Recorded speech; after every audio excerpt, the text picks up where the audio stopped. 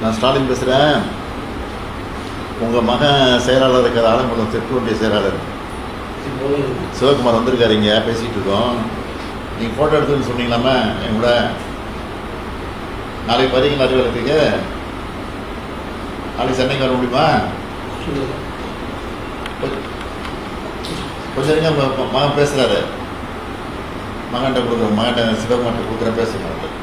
ஏன் விடுறீங்க? தலைவி பேசினப்பா. ஐயோ, தலைவி பேசினா நாளைக்கு போட்டோ பிடிக்க வர சொல்லிட்டு இருப்பா. ஏன்னா நீ நைட்டு இப்போ கிளம்பி பண்ணி சரி சரி சரி. ஹலோ,